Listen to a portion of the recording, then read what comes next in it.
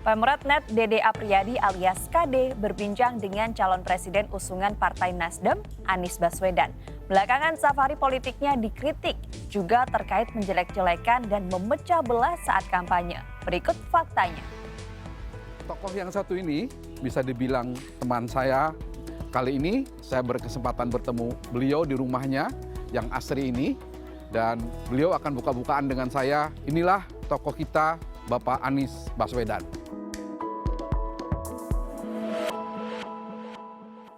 Waduh, tempat enak Pak. Ini tempat istirahat atau tempat kumpul-kumpul sama tamu aja? Ini adalah ruang tamu, tapi juga ruang masyarakat. Oke Pak Anies, ini saya datang ke sini, ya pertama silaturahmi, kedua pengen ngobrol-ngobrol sedikit lah. Mangga. Pertama ini, kemarin kan Pak Anies sempat keliling beberapa daerah. Itu acara apa tuh Pak Anies? Apa persiapan untuk nyapres atau mengunjungi silaturahmi aja? Teman-teman di daerah Sumatera Utara, kemudian di Jogja, ada juga di Priangan Timur ya. Yeah. Mereka mengadakan kegiatan, lalu mengundang, saya datang ke sana. Dan kesempatan untuk silaturahmi, kesempatan untuk mendengar, kesempatan untuk menyampaikan apa yang menjadi gagasan dan harapan. Jadi itu adalah kesempatan untuk bisa menjangkau semua. Saya ketika dideklarasikan itu tanggal 3 Oktober. Dan saya sampaikan bahwa saya tidak akan melakukan kegiatan terkait dengan pencalonan ini sampai tugas saya di Jakarta selesai. Jadi sesudah 16 Oktober, saya jadi pindah status. Semula penyelenggara negara, berubah menjadi warga negara. Nah setelah saya jadi warga negara, ya memang saya bebas bisa kemana saja. Tidak ada lagi sebuah batasan karena tanggung jawab yang ada di pemerintahan.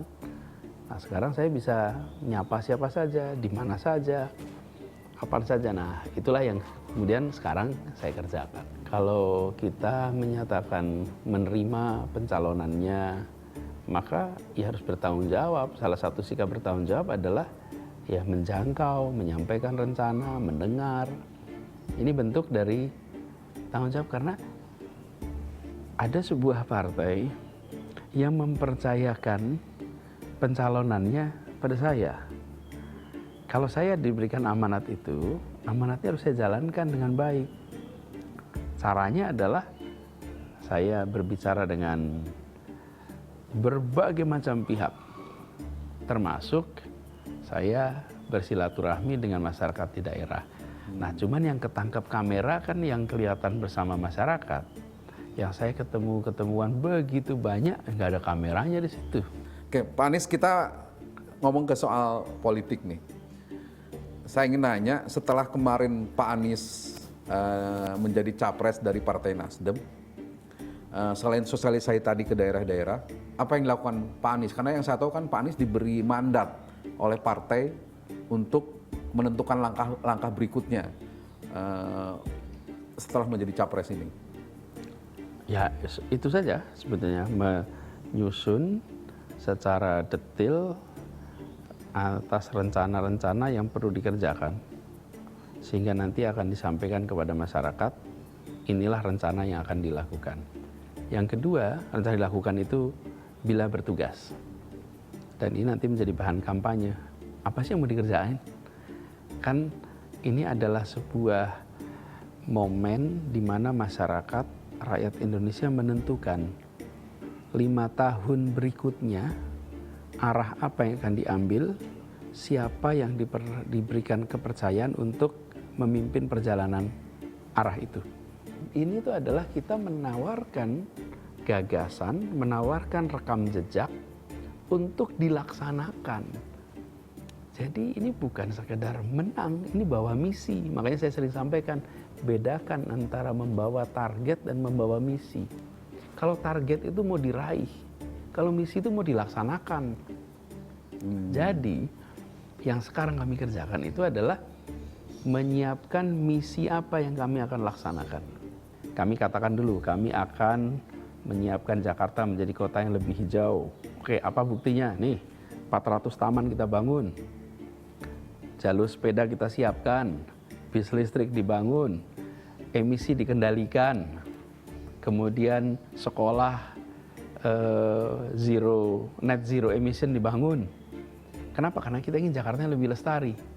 Udah kita kerjakan. Jadi kami menawarkan rekam jejak sebagai penopang visi dan misi, supaya visi dan misi itu kredibel. Pak Anies ini kan hasil survei Carta Politika itu sangat tinggi Pak ya, persentasenya 23,1. Nah dalam kaitan ini, tadi saya ngomong koalisi, saya ingin tanya ini jujur deh Pak ya, selain PKS dan Demokrat ada partai lain nggak yang sekarang lagi menjajaki koalisi untuk mencalonkan Pak Anies ini? Percakapan itu terjadi dengan begitu banyak pihak. Tapi yang sekarang itu kita bekerja bersama, membahas bersama, dan serius menjalani ya 3 ini. Nasdem, Demokrat, PKS itulah.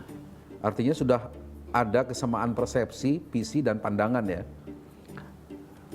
Nanti sesudah semuanya siap untuk diumumkan baru kalau kita boleh mengatakan. Tapi kalau saat ini pembicaraan serius dan bisa dibilang punya kesamaan dalam begitu banyak hal.